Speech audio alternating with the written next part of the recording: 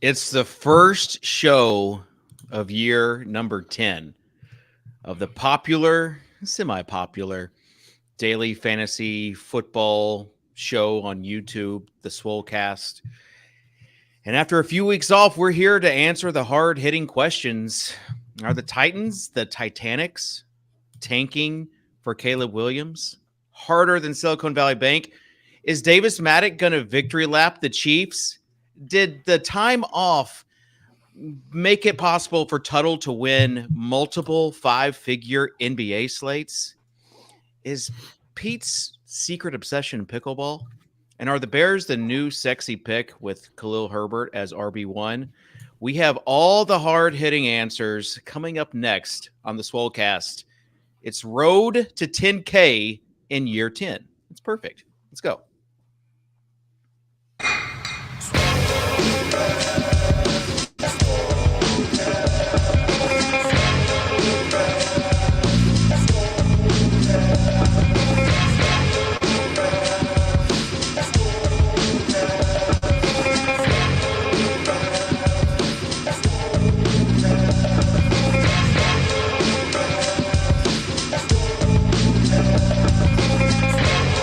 Please don't dupe me, bro. I'm begging you, don't dupe me, bro. It's the poop narrative. Kitchen's been waiting to say those words. No. For 5 years. All right, welcome back to the Swolecast, the first official episode, year 10 of the Swolecast. Hard to believe, but we're here. Still have not been canceled. Thinking odds are, eventually, year 10, it might happen. Just the rule of large numbers says it might happen. I'm David Kitchen, alongside Peter Overzet, Davis Maddock, and Dan Gasper, Mr. Total 05. And Dan, let's just start with you as the big Packers fan, boots on the ground take. For those that have just switched over to the Swolecast from the Pat McAfee show, what are you hearing? Man, mega ivermectin. I'm trying to. I want to appeal to that audience as much as possible. Back the blue. That's what we're all about here on the Swolecast. I mean, Dan. To be honest, serious question, because I've been thinking this recently, because so much of my fandom for the Chiefs is really just related to Patrick Mahomes, right? Like it's very hard for me to imagine the sport without him.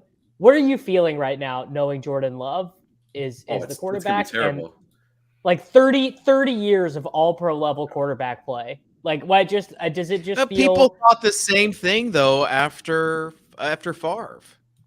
I don't. No, I mean, Love's not it. Yeah, I don't think that's pretty true. clear. Love's not it. So I've got a few different thoughts about this. First of all, DFS has jaded me to not be individual team sports fan like at all. So I don't want to pretend like I'm some hardcore Packers fan. Like if I root for one team, it would be the Packers, but I'm not like some crazy hardcore fan. And then the second thought about it is we were kind of in the limbo. So it's kind of in that weird stage where your team's good enough to make the playoffs, but they're really not good enough to do anything in the playoffs. Same. So you're kind of if you're not first, you're last. Do you want to keep that going, or do you want to rebuild? And I'm not sure on that. Honestly, I'd probably just want to keep it going. Who are their good players on like team friendly contracts? Because isn't the issue that all their really good players are being paid like a shit ton of money?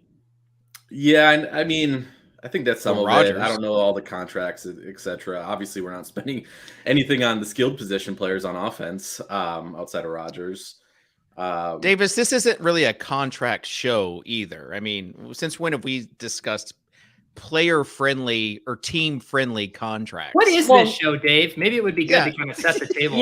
Maybe right? If like someone from corporate or from Better Collective sort of laid a vision for what I can. Show. Yeah, do you want corporate to get involved with the direction of this show, Davis? You would have no future at all. So let's just keep it. Keep this hidden. I do have an hidden overview, by the way. I know you do. That's why I didn't want my intro to be too hilarious.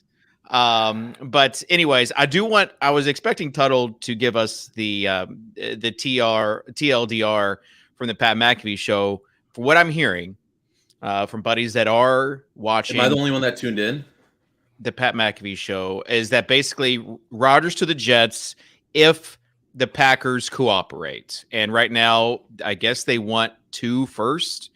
And which Jets are patently saying, feels insane no because way. 2 first could get you Lamar Jackson right now. And I mean, no disrespect to the 7th greatest quarterback in the NFL, but I would much rather have 26-year-old Lamar Jackson, even though Lamar clearly at this point, someone in his life's got to get him off Twitter because he's just making Lamar is very similar to Rodgers tanking himself publicly right now. Well, yeah, I think it depends if you want to. I think it depends if you want a running back or a quarterback, right? Base tunnel. I mean, Peter, the leverage is that the Jets have already paid their third tight end, Alan Lazard, and that if the Packers take their ball and go home and just say, we don't care, we will tank our organization for 2 years, the Jets have to go to their quarterback room, look Zach Wilson in the eye, and be like, actually, it was our plan to go with you all along, buddy. You call up Miami and you're like, about that Mike White thing, can we do a little take back on that? Can you? I did. There was a tweet out there that said they weren't looking for 2 firsts earlier. So I don't know where Dave got his info and if it is actually 2 firsts. No, that's what Schefter's been saying. But Rodgers did just say on the McAfee show that when Schefter texted him, he told him to, quote, lose his number. Which is that's good. That's good from Rodgers, right? I can be fair and balanced enough to say that is legitimately funny from Aaron Rodgers. So can you imagine? I was thinking today, like what we did before, like free agency and the tampering period before Twitter. Like it's fun right now, and there might not be a lot out there as far as like talent and fantasy stuff, but the stuff that is out there, we are like just constantly refreshing Twitter to see kind of what's been happening, what the rumors are. People with like less than 100 followers getting, hundreds of retweets on random rumors just because people want them to be true. Peter, how are you doing in this free agency period? Are you just asking me conversationally, or are you teaming up the overview? I'm just still trying to kind of get. No, I'm conversationally asking you how you are doing right now.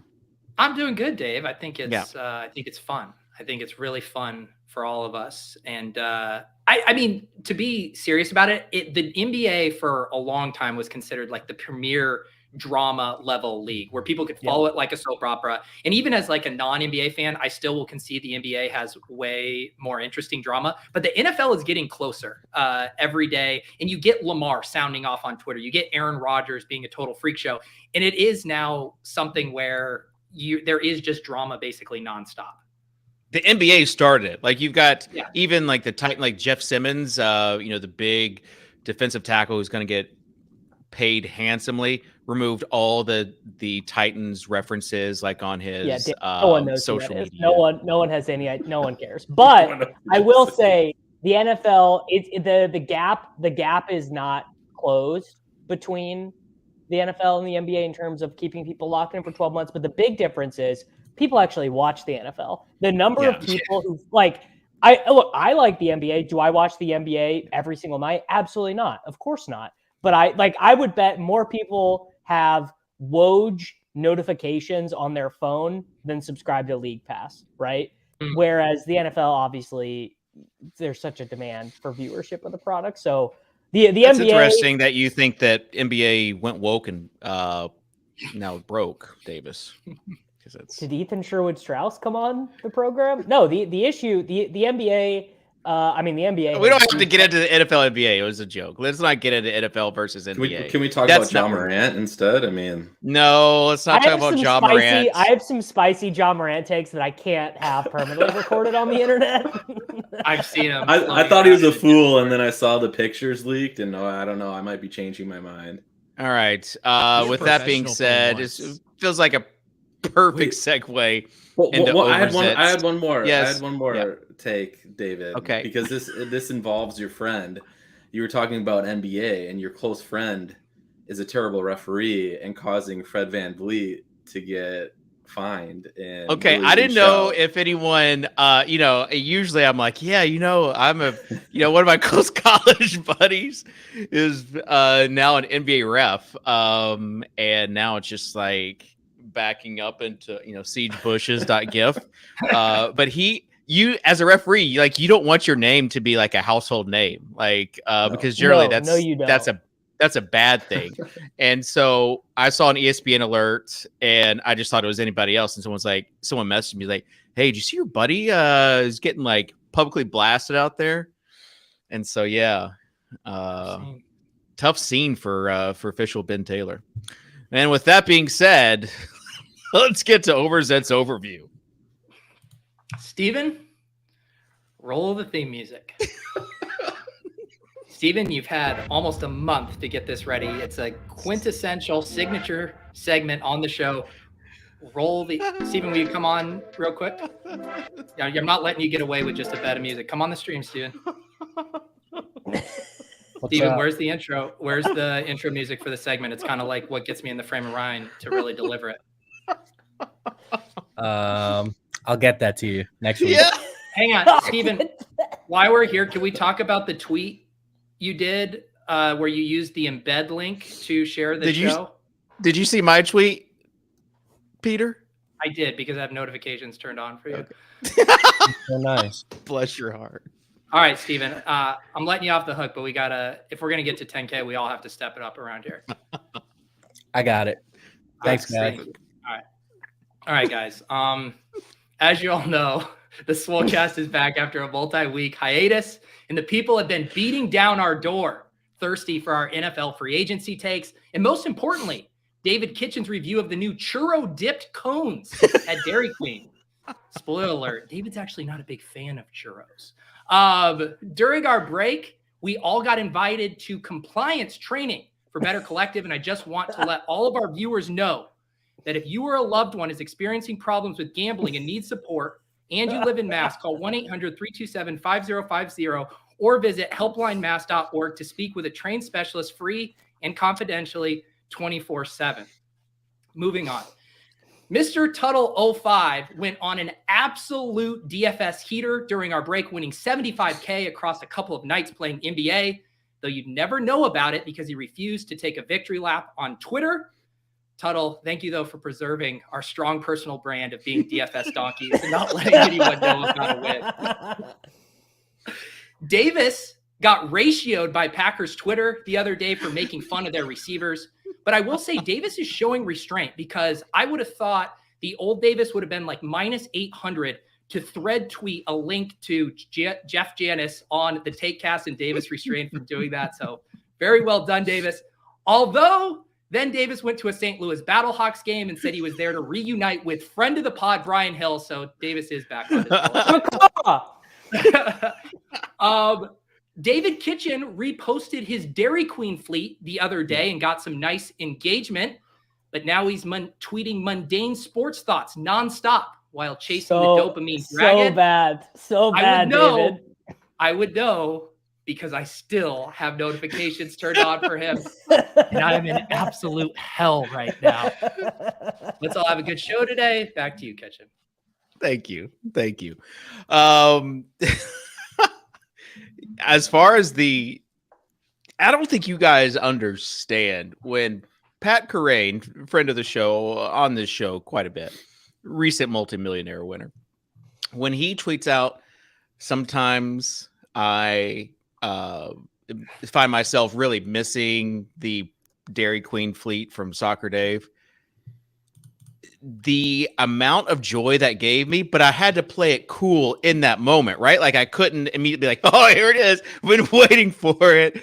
I had to act like he was forcing me to do it, give it a little bit of time between he said it, and because I had it right there available to post on there. So I assume you had created a shortcut for the file on your home screen on your phone, just waiting for anyone to ask you to repost it.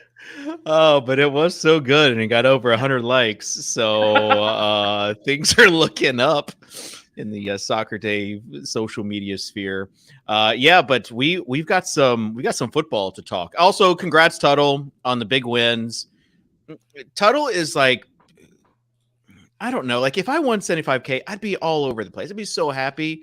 And Tuttle is like, he feels bad because are the higher ups at Better Collective not telling Dan that he needs to be? Oh yeah, like he like mentioned it like very briefly in Discord chat. Like didn't even say like I won. He was just like, oh, cool. And then someone had to pull that up and then use it in our own testimonials. And he's like, he feels bad because it happened. He feels bad because it happened like because of a player injury, because of LaMelo's injury. You can't Void LaMelo. Void LaMelo. You can't victory lap a LaMelo Ball injury, man. Tuttle, have you seen Crane's victory laps these days? Trust me, it's fine. They had to clone nearly dies clone DeMar Hamlin. Like Crane played into like a vast multinational conspiracy, and he didn't. Okay, he was radio silent though, right? Crane, what really? That was the only PR move. Only PR move in that spot was total radio silence. Yeah.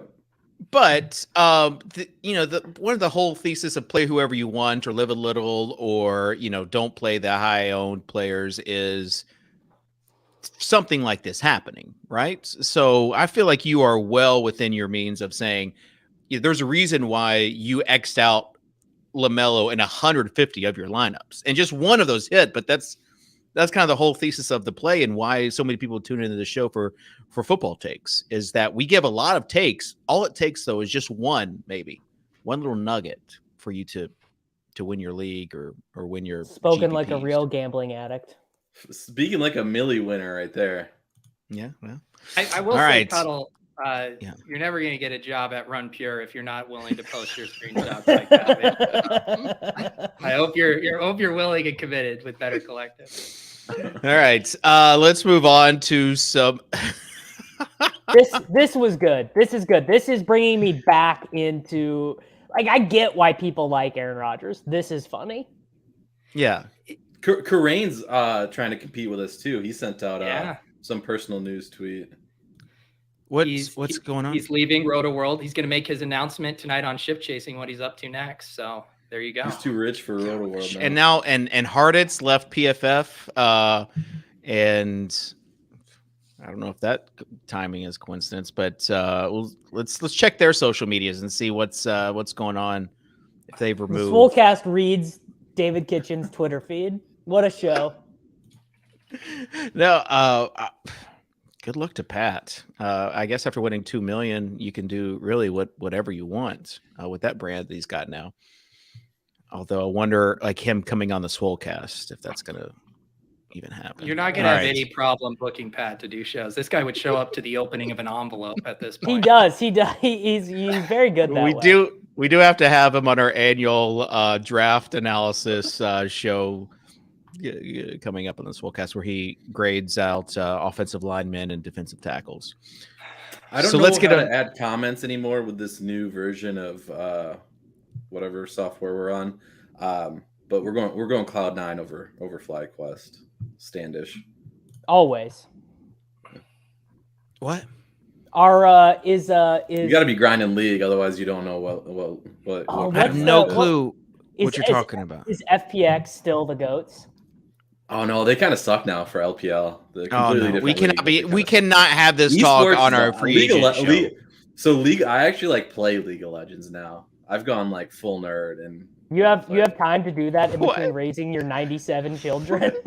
Tuttle won 75K, and he's like, "What am I going to get myself?" Did you get yourself a gaming computer with your money? No, my oldest wants one though for Minecraft. Dude, I loved video games and stuff growing up. I have never understood Minecraft, and I don't think I ever will. So how are you playing League of Legends? You guys Minecraft? No.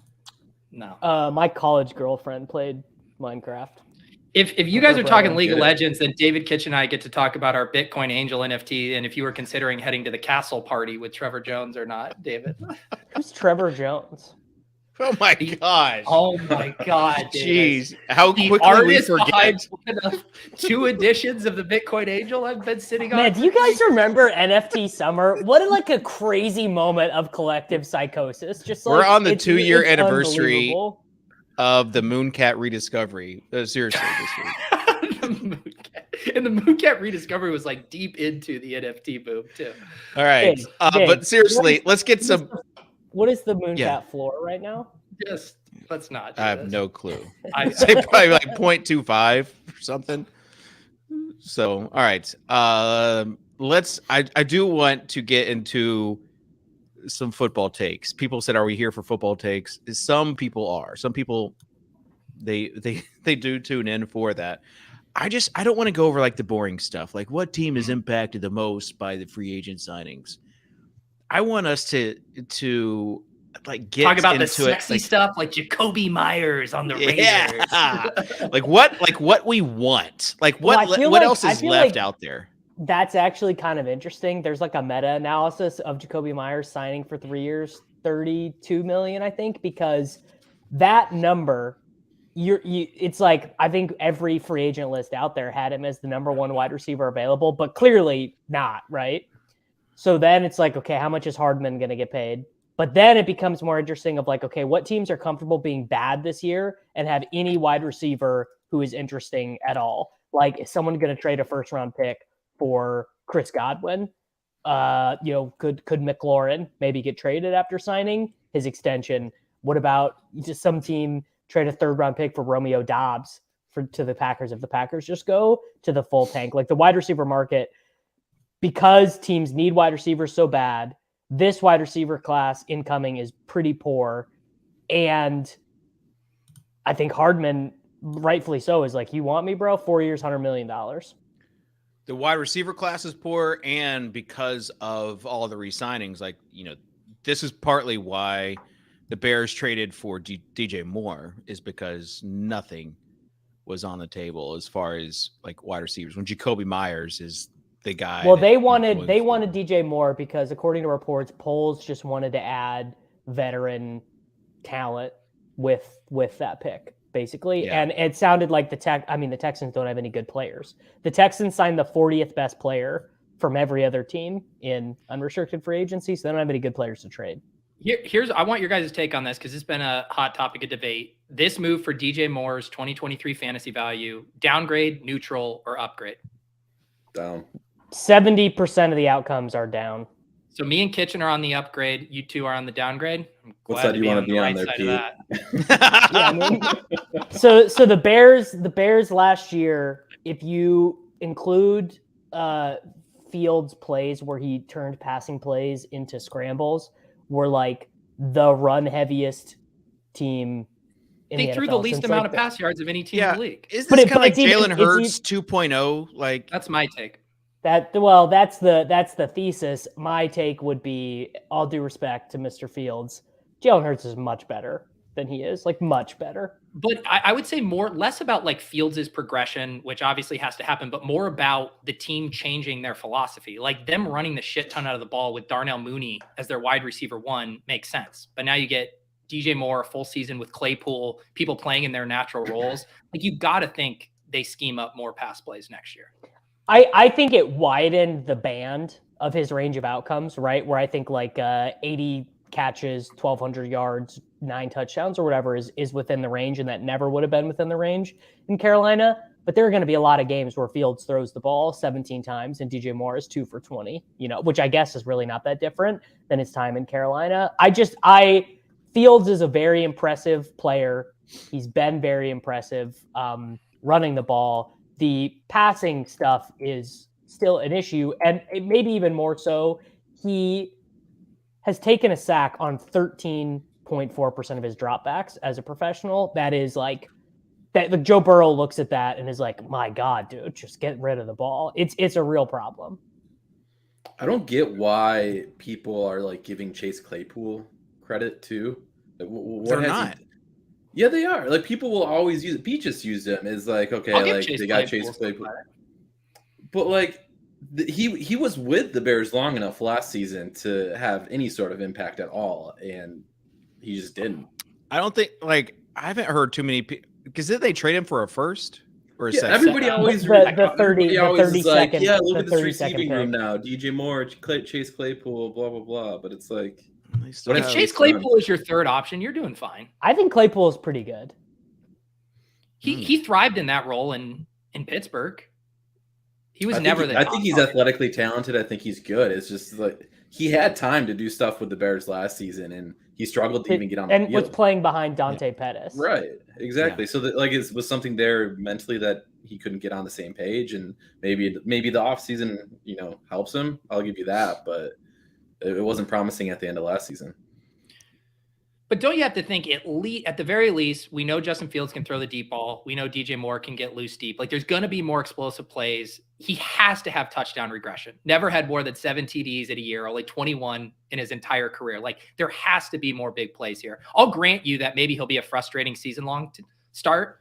I mean, he had 100. But on your best ball teams, he had 163 targets in 2021. All right, we got too much to talk about to spend too much time on DJ Moore, right? Lots of stuff to talk about. What are the sexy things you want to talk about if we don't have time for DJ Moore? We just talked about it. We got to move on. I want to move on to his teammate Khalil Herbert, new RB1, but really just the running back position. They're signing Ezekiel Elliott, bud. So just if you're drafting Khalil Herbert, I mean, I'll just tell you, like, I don't have any reporting, but I'm just telling you it's happening. Davis has a connection with the linebackers coach in Dallas. Hey, I actually think he got. You have fired. A connection with the linebackers coach in Tennessee. But as far as the running back position, right? Like we're all dynasty players in here. Tuttle probably the biggest one. I love dynasty. Let me tell you, I love dynasty. So we're all looking at some of our picks after this. Like I've got, Khalil Herbert, Tony Pollard, Rashad Penny. Well, Pollard is probably the most interesting one to talk about right now. Hold on. Let me finish. Rashad White. Let the chef set the table. Yeah. Thank you. And so people are getting really, RB1 season. But the reality is, like, you still have a bunch of running backs who have not landed. And then you've got Bijan, who's going to come in and like just wreck somebody like really bad. You also have people like Austin Eckler seeking a trade. So the running back position is just all up in the air. Davis, go ahead with your Pollard take. I mean, it's just like a matter of how much do they give him the ball, right? He was the running back 8 last year with 235 touches. How much more do we think he will get? Do we think he can scale up to 300 touches? Or do we think that this is a team that brings in, Jamal Williams, drafts Zach Charbonnet in the 3rd round or whatever? Malik Davis got that juice. Yeah. Malik Davis, what happened to your cord? Yeah, I know. I just saw that too. I have to tape that up on the wall when I do TV, but it's our 10th year, Davis. Dude, sell another Tyler Hero moment and get that fixed. I have these stucco walls so it doesn't stick all day. For Pollard, like, I honestly think you were rooting for Zeke to stay there because, like Davis said, if they draft like a guy like Zach Charbonnet who might actually have some juice, that's a far bigger problem for him than Zeke, who can't manage more than 2 yards per carry right now. Like, I actually think Zeke leaving is bad news for Pollard. I don't agree.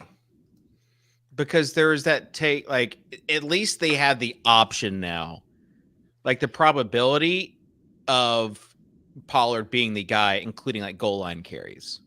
They're never going to do that, though. They're always going to bring in another body. They're not giving him 25 carry or touches a game. It's just not how they're going to use him.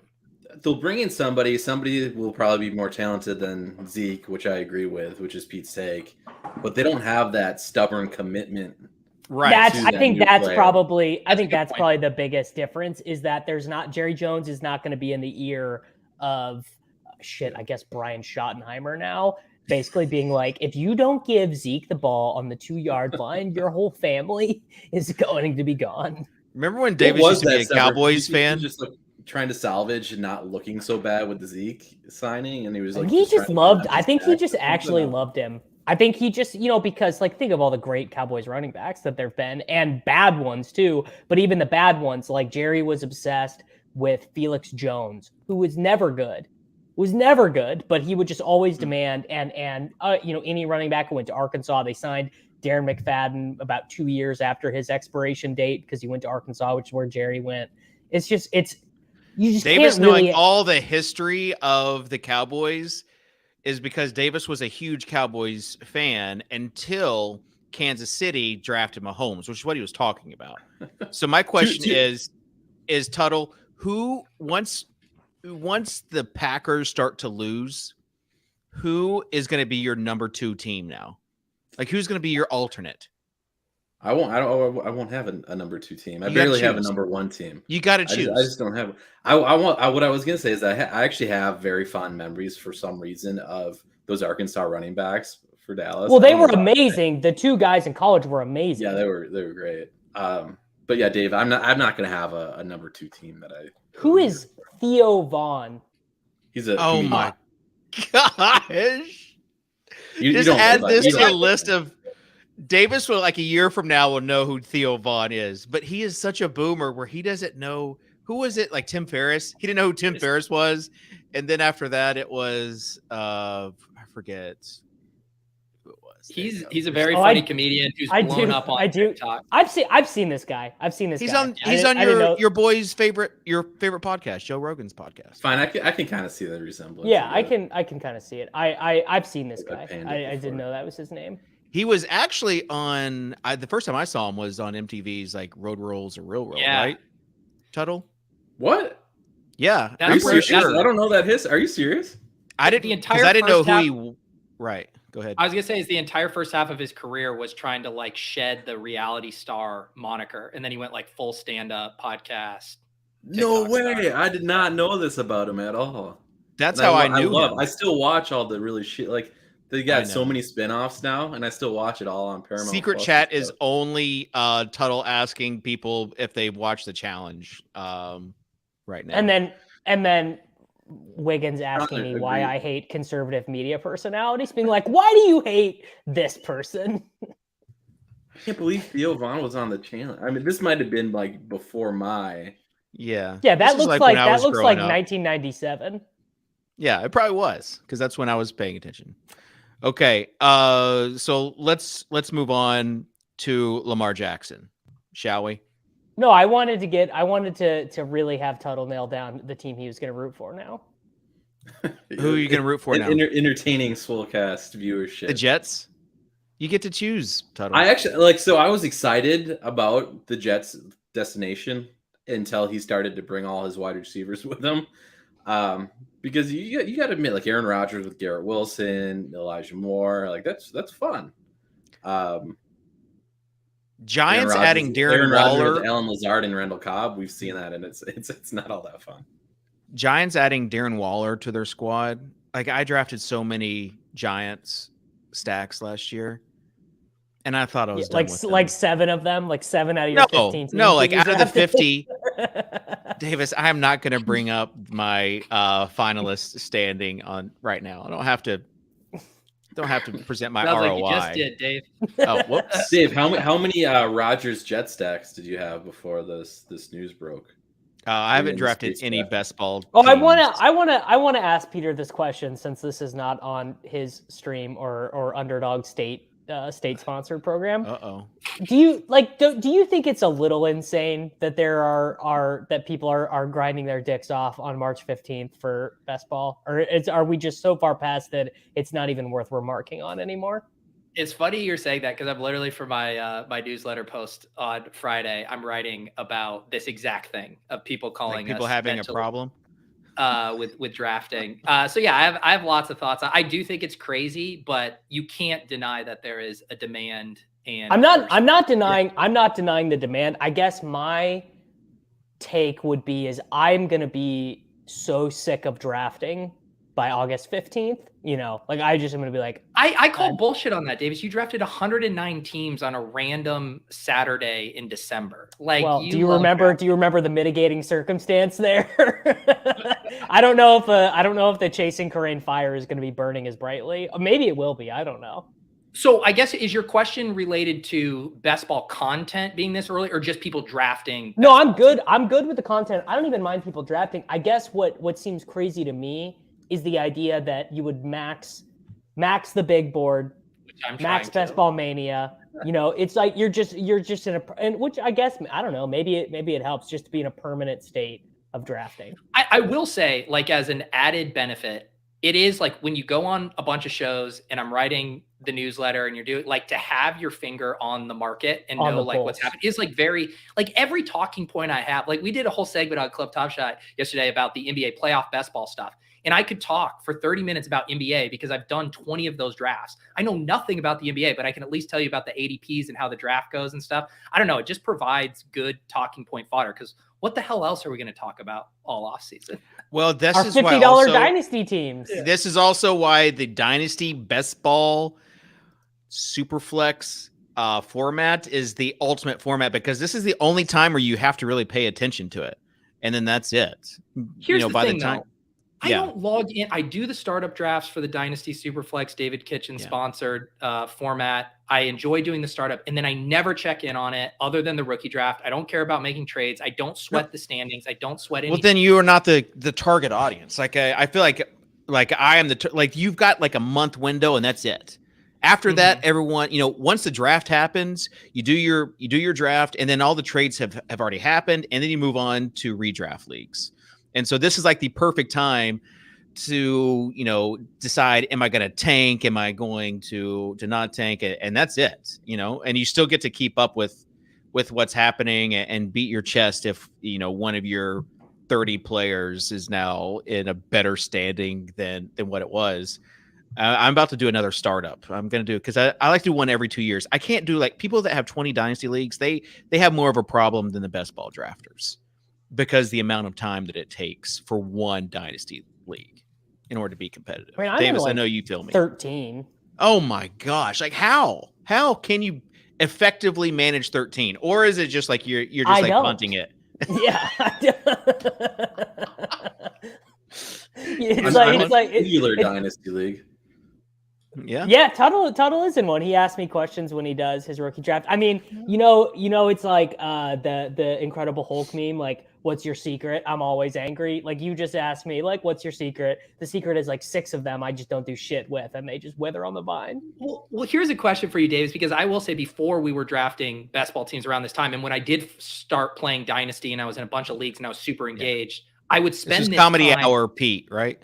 Exactly. But I would spend this time sending out trade offers. You're going back and forth with people over email, like hours of your day gone negotiating trades. Like, is drafting a best ball team any different than spending your time doing that for a dynasty league right now? This is why I'm saying people that have multiple dynasty leagues have more of a problem than the people that are just drafting multiple best ball teams before we know anything. Like Reeves sent me a trade offer, and I'm like, sure.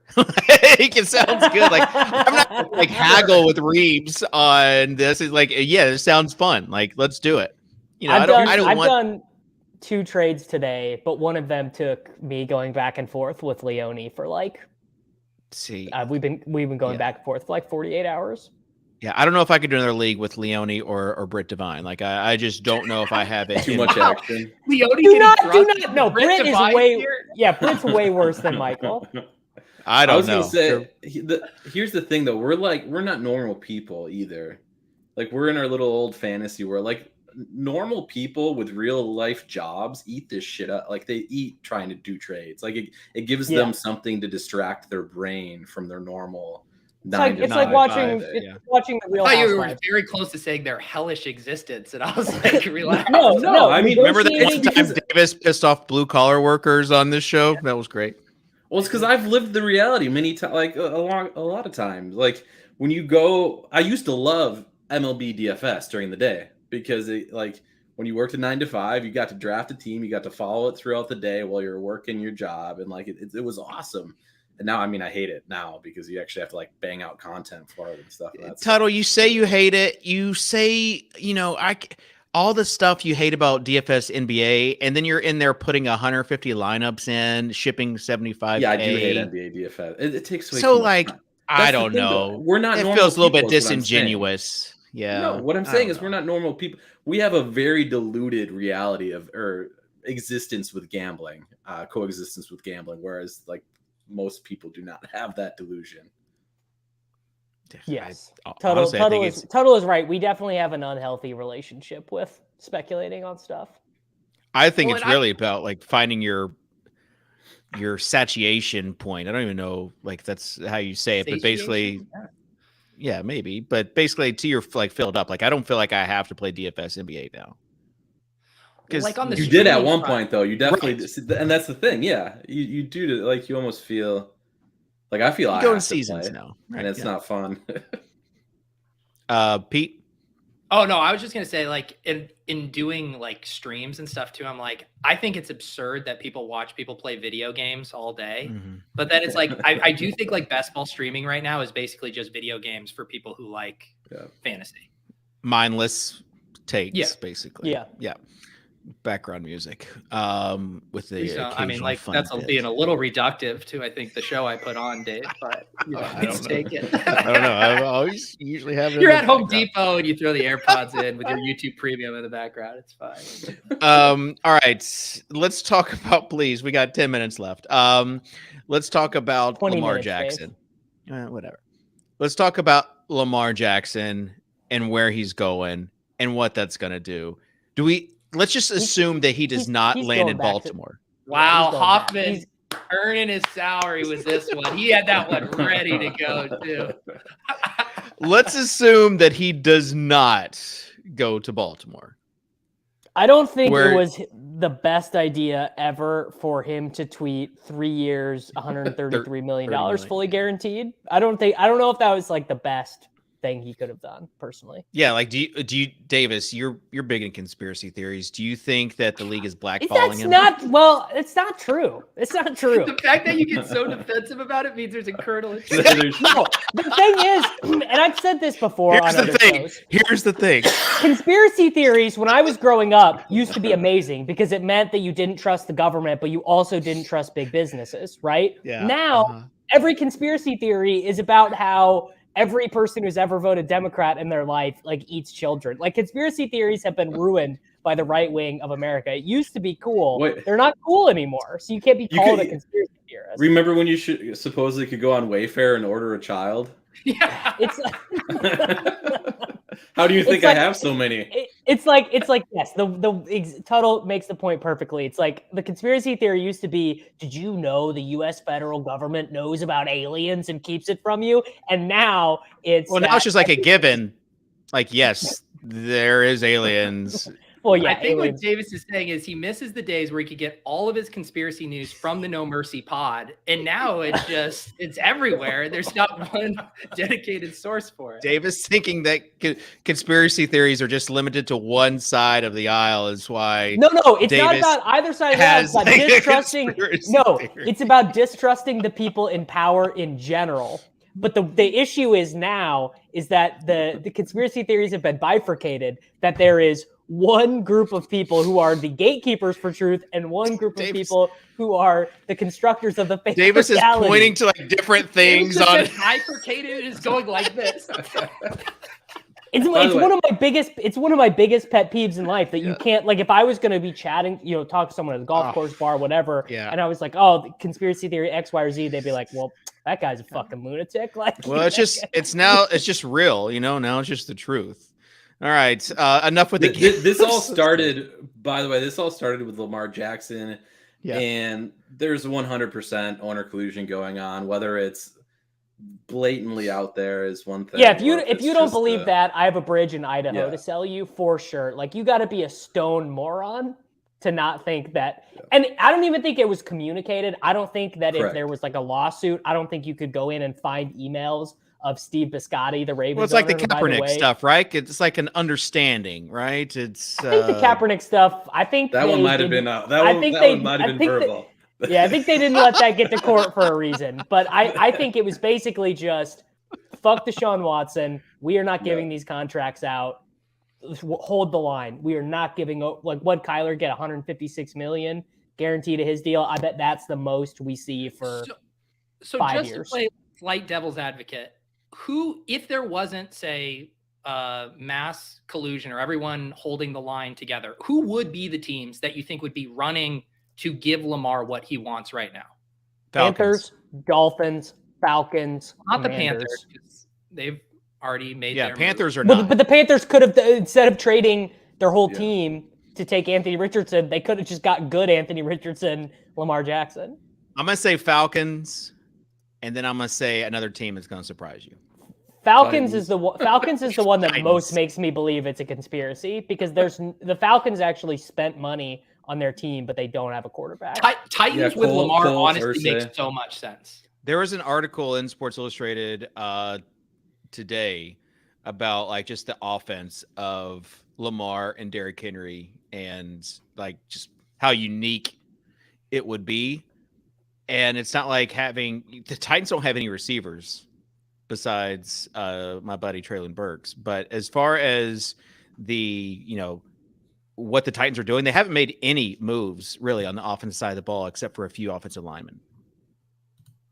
So, I mean, as a Titans fan, what are you wanting them to do, David? Okay, so this comes back to your tweet yesterday, or your response to my tweet as far as the Jets looking for Aaron Rodgers when they can have Tannehill for much cheaper, right? I don't want Tannehill on the team. I'm at that point in my fandom. Like Tuttle said, wow. If you're not giving up on Ryan Tannehill. And this might even be they were the one seed in the AFC 18 months ago, David, and you're ready to wave the white flag. Since then we have seen like that was when they had AJ Brown, right? Like I think letting him go, huge mistake. And we've also seen some other big misses as far as like the offensive lines and shambles. And so I'm on this thing where if you're not first, you're last. But here's the thing. There's only one team that's going to be able to get Caleb Williams next year, right? And so Tuttle kind of mentioned this, like you want them to be bad, but can the Titans be worse than everybody else? I don't think so because their defense is like decent. If you have a decent defense and you almost beat the Chiefs with Malik Willis, can you really be the worst team in the NFL? I don't know. Like you have to really try to tank. And so my theory is like I don't want Tannehill on the team because I think Tannehill on the team means like so do you want it to you're be 6-10. Do you want a year of Malik just figuring out what he's got in the chamber? Malik and Josh Dobbs. I don't think Malik has anything in the chamber, but I think it's at least tank or go the opposite side and trade for Lamar or sign Lamar or like Trey Lance, somebody. Here's the thing. Giving up 2 first-round picks when you're really shitty like the Titans are, like, do Titans have any good players at all? I don't think so. The Falcons at least have, like, 2 good corners. They got Kyle Pitts. Like, they have more of a bones of a roster. Yes. And they play the Titans in a do division. have good players. They don't have, like, they've got a good defense. On offense, they don't have any receivers. Weren't they literally the worst defense last year? Like, weren't they just 2 years awful? ago? 2 years ago. And then last year, they were really good. And they get back Harold Landry as well this year. So as far as like offensive side of the ball, they've got Chig, who is a legit weapon. He is. Been beating the Chig drum for, almost 12 months now. And then you've got Traylon and Derrick Henry, and that's it. Really, it's tough to get. They're not tendering Nick Westbrook-Akeen. And so it's like there's no one on the offensive side. I heard Nick Westbrook-Akeen might be a Chief, actually. Really? Yeah. I just want to say Kitchen started this show saying, let's get to the, the sexy stuff, the big news. And now we've spent the past 10 minutes listening to him mumble about the Titans. Davis wanted to know, and I think it's a real thing for people who don't have elite quarterbacks. Like if you don't have an elite quarterback right now, what's the point? Siege, the Siege voice. What's the point? I mean, here's the thing. I'm so glad we're finally getting to do this show, but like these AFC teams are kind of drawing dead right now because they're all getting to the point where they have to pay. So I think the Bengals are kind of messing up this offseason. I said this earlier in the they haven't done anything. System. I think the Bengals, this is the last year they're not having to pay mega contracts to Joe, T, and Chase. I think they should be a la the Rams, Saints, just mortgaging the future for 5 years on this year because the Bills have to pay their mega deal to Josh Allen. It's starting this year, and Mahomes is already on his deal as well. This is like a really unique spot for the Bengals to be the best team in the AFC, and they're not really doing it, which seems confusing to me. They signed Travion Williams, I think. Oh, yeah. Don't you think, though, the way with how much variance there is in the NFL playoffs, that like even the concept of shoving it all in for 1 year is just like foolhardy. Like, don't you want to be thinking in 2 to 3 year windows? I don't know. You The could have Rams, the best team, and you could still get upset in the divisional round. Oh, yeah, sure. Yes. Which is bad, which actually is the converse of what I'm saying, which is catch Mahomes on a bad day in the office like the Bengals did in 2021, and it all works out. it's like Dynasty. Either tank or go all for it. Like, what did the Rams do? They went for it, and they got it.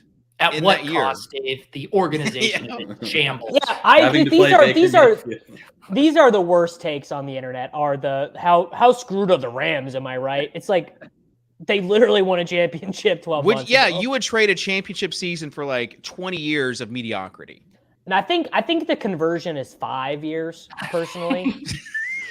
After the whole bank collapse, Dave, the conversion rates have down. Davis, left the Cowboys for the Chiefs because of your mediocrity.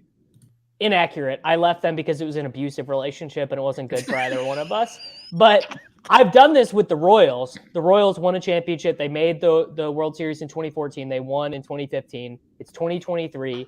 They are absolutely horrible. There's not a snowball's chance in hell probably of them winning a championship within the next 10 years. And it stinks. It really does stink. Like it hurts. And it's relatively easy. Maybe it's because we're getting older, but think about the Bears and what we thought about their front office. Like what seems like a few years ago with the Mitch Trubisky stuff, like, oh, they're idiots. They're not going to do it. And now it's just like, ooh, the Bears have turned it around. You know, I want to refute this as well. The Bears are not going to be as good as people think.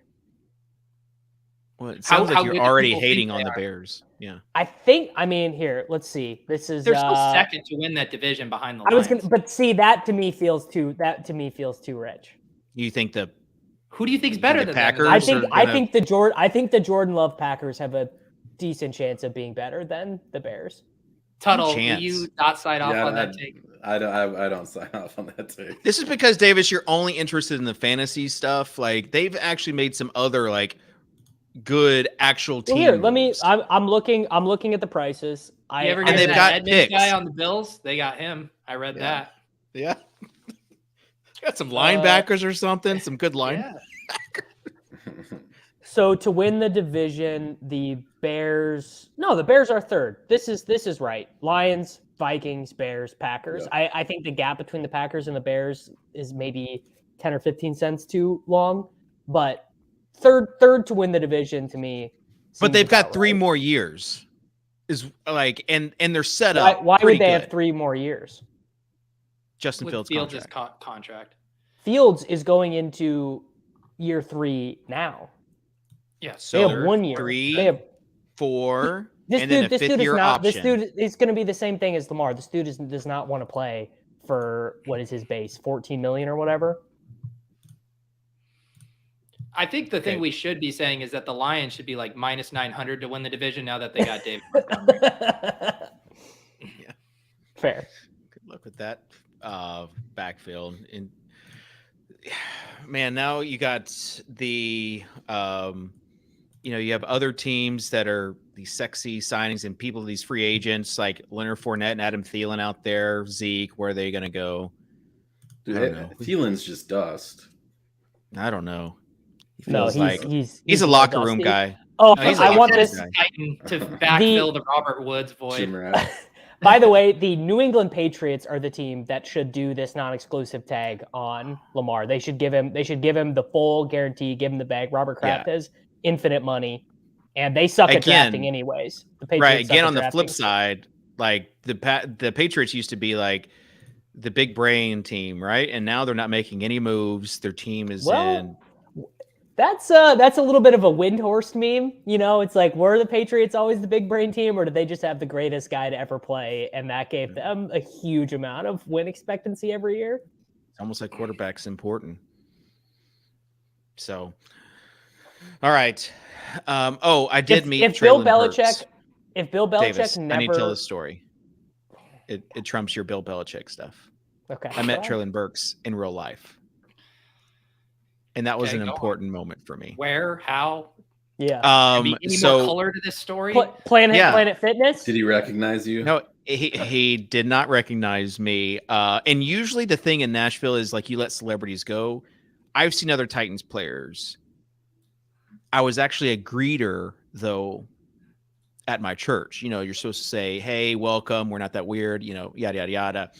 And so he comes up to me and I'm like, "This guy looks like Traylon Burks."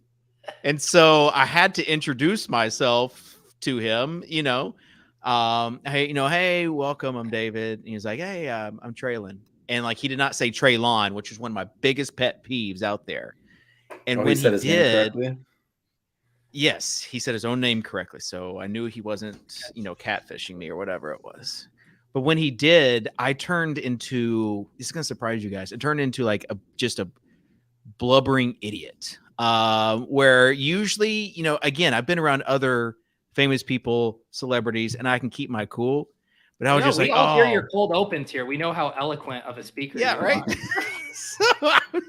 So I was like, "Oh, you play for the Titans?" He's like, "Yeah." Or no, I said, "You wouldn't be the Traylon Burks that plays for the Titans, would you?"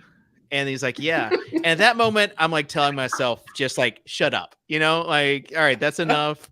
Let him go about his day. And then I just keep talking. And it's like when David is the guy who like finally worked up the courage to talk to the hot girl at the gym, and he like the opening line went well, but then he doesn't know when to shut up, so he keeps talking, and then like in my head, I'm like, just shut up, because like this guy is not that interested in you.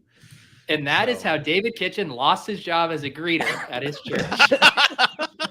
David, we can't have you stalking the members. You want to change numbers? You know what's funny is when I met Travis Kelce, he recognized me. I didn't have to do. 100% he did. Ask him. I'm not going to ask him, but he did not recognize you. Yes, he did, because of a meme you did. Because of a meme you did where you photoshopped my face onto my then girlfriend of me kissing Travis Kelce. So what did you say when you met him? I vaguely remember. This was a long time. We've done this show for 10 years. But you had didn't you have a big stain on your shirt? I got not a big stain. I have a little spot of water. But yes, you are right. That is true. I was just out at dinner in Kansas City and met him. But he followed me on Twitter already. So he already knew who I was. Does he still follow you on Twitter? Let's check. That's actually a great question. So what did you say? So you went up to him? Yeah, he's still of the 1,374 people that he follows on Twitter. I'm one of them. Have you ever DM'd him? Okay. I did DM him once in 2018. I asked him to come on the podcast. No response. So what did you say to him though when you met him in real life? I mean, basically same deal. Like, hey, nice to meet you. Huge fan. Love the Chiefs. Cool guy. You want to take a picture? And he was like, "Yeah." Oh, you ask him for a picture? That is like, I wouldn't do that. You do have to do it though. No, wait. Your team picture, Pete?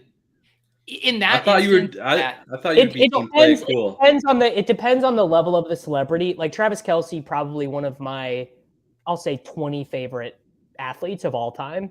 But if I used to see Royals players around, and I would be like, "Hey, Mike Moustakas, will you take a picture with me?" Like, it's not that serious. Here's the thing, too. I will say, Tuttle, it definitely has to be, the situation has to be right. Like, you can't chase down a guy in the airport, who's trying to catch his flight. Peter gets it. There's a time and a place. You have to Kitchen massage it with some. Kitchen probably should have Traylon Burks would rather have taken a quick selfie with you than get bogged down in a 5-minute conversation. 100, yes. Great point, Peter. Great point. See, my only actual famous person interaction was Mark Wahlberg. Got into an elevator with him. Just is he as big of a douche in real life as he is on social media? Oh, he's a tiny dude. Just give him the head nod. That's all we did. Acknowledged each other. You got to play it cool. Yeah. I used to hang out with this girl who knew Dorial Green Beckham when he was on the Eagles. When he was on name the I've heard forever. That's a when deep cut. Well, it was when he was on the Eagles, remember? Yeah. And he was like the worst dude to be around, so I never ran out on him. It was like, "Oh, great." Someone of that status wants you to recognize. What definitely wants you them yes. to take pictures. Yes. Well, no, at that point, he was the number one receiver out of high school before he went to Missouri. He was also the number one receiver in college until he kept breaking the law. Right. You don't remember the Titans traded for him, so I do remember DGB. So all right, we're spread out. Let us know in the comments what you would do if you. We're spread. We're spread out. What That's what the we new would do. slogan for the show. The Swolecast. We're spread out. We're spread It's not out. concentrated. We're not super concentrated. We're spread out all over the place. Hashtag live a little. So leave us a comment as far as what you would do. I think mine completely has to do with like being fantasy related. Like I think if there's another fantasy player that you recognize, then I would probably, someone that like I had beat the drum for, I'd go up to him for sure. Who's a person who's so famous you wouldn't go up to them? Like they're too famous and you wouldn't be able to do it. I'd say if you're famous, like if you're like super famous at all, like I don't think Traylon Burks is that famous, right? But football players is a weird thing too because people don't recognize them because they have their helmets on. I recognize him because of his eyes and because like I drafted him every week, so I knew. Right, you're not really running with the theme of this question. I'll go with this prompt, Davis, and I know there's like security issues and stuff, but like I would have no interest in running up to the president and being like, "Nice to meet you, Mr. President." Like, it's just like it's the president. Like he just needs to. There's a category of people who are so famous they're in the cultural consciousness, but you yourself have no attachment for them. Like if I saw Justin Bieber or someone of like that mega pop, it's like I literally don't care. I have no connection with you. I was more thinking like someone who's pretty famous but maybe more impactful to you. Like for me, I think it would be like if I saw Dave Grohl, I'd be like, I actually am too nervous to communicate with you. Like I don't think I could do it. So I'm just Steven, gonna let you come on the show? Your day. Steven, come on the show real quick. I need to address this comment that you just put in the chat. Does the president count as a celebrity? Come on the show. Hello. Hey, did you make that comment? Is the president a celebrity? Of course the president is a celebrity. Donald Trump is the biggest celebrity in the world, and we miss him every day, Steven. Yeah. But he's a different situation. He was a celebrity before he was the president. President Biden is a celebrity. He was a celebrity. You know what a celebrity is, Steven. I think of it as someone as an athlete or an entertainer. No, it's a famous person. That's literally you guys are laughing. I get where Sosa's coming from here. I get where he's coming from, but he's wrong. See, Chip Skylar. He might be wrong, but I don't think his Biden is not a celebrity. That's not every politician is a celebrity, but the biggest ones, Marco Rubio is a celebrity. If they're famous, if you recognize Marco them, Rubio's not a celebrity. Yes, he is. I don't know about Marco. I don't know about Rubio. Store. Where does it stop? What level of government does it stop? Another great question. Well, like they're gotta be like in the news, like famous. Like you got to be famous, and that means like multiple AOC celebrity. She's a celebrity because like she's all like, her fame. Her fame, governors then, or her what? fame is way bigger than her station in politics for Right. sure. There are other people of her same station who have like 800 Twitter followers. Yeah, I can only imagine. Tony Evers. How about Tony Evers, guys? Show. Yeah, put this on the official Swolecast account. Let's get the poll. Yeah. Let's get conversation. Let's embrace debate. Is Biden a celebrity? Get that poll going. It's going to be like 80-20 yes. And then, we're going to open ourselves up. We're going to open ourselves up to the wrong part of Twitter. And they're going to be like, he eats children. He can't be a celebrity. Engagement farming, baby. We need it. Does Joe Biden know himself? So let's thank you guys. I saw the head of my school board the other day. Holy shit. Let me tell you, I could not talk to them. That's like a local celebrity status. That's what we call local celebrities. There's local celebrities, and then there's like bigger celebrities. I'm on Pete's side. Pete and I. It's just been a whole. Terrified that we're in line with these takes. It's been a vibe. Lamar Jackson, DJ Moore, presidential celebrities. This is bad for me. Yeah, it's good. Mine would be like Katy Perry. If I saw her, I'd be like, "Do you remember?" That'd be mine. David. He can't resist. Okay, so with that being said, let's wrap it up. Final thoughts, Davis. Final thoughts. Final thoughts. I really hope Chris Godwin gets traded to Kansas City and agrees to a contract restructure that makes his cap number go really low. Okay. And Tuttle? Final thoughts. Excellent low-key gambling day. We got UCL, we got EPL, we got League Fantastic. of Legends. Just great. Very thankful. Why don't you just take the day off in preparation for tomorrow? No, the I'm best day very of them all. Grateful for daylight savings to have happened because I would have Yes. had to be working on lineups right now for EPL and UCL. But I can, I was able to do the show, and now I can go grind some lineups. I'm just grateful in general. Yeah, Tuttle, what's your take pick? the tournament. NCAA tournament. Wisconsin's not in this year. See, I don't know. I don't have a my surprise team is Creighton. Creighton's going to make it further than expected. Blue Jays, very nice. Yep. All right, Pete. Final thoughts. I just want to apologize to Steve. I was a little hard on him on the show today for a few things. I do need to give you your props for the Lamar Jackson gif. And if anything I said crossed the line, you can always call 1-800-327-5050 or visit helplinemass.org to speak with a trade specialist. Yeah. Listen, first show of year 10. And if you haven't, go back and look at the year 9 highlights because producer Sosa did work a long time on those highlights. Now, some might say maybe it'd be a good thing to put those highlights in the intro for this year's show, which I'm sure he will get to once he's like able to. More and more people are saying it's true. Right. So, that being said, shout out to everyone that's been with us this far, who stuck with us this far. The road to 10K this year is going to be really fun. And also, if you don't think like conspiracy theories are a thing, you're probably the conspiracy theorist itself. That's probably the biggest conspiracy theory. So if you can't spot the conspiracy theorist at the table, you're the conspiracy theorist. Yeah, that's it. So with that being said, like the show, hit the thumbs up, and we'll see you next time here on the Swolecast on RotoGrinders.com. Peace.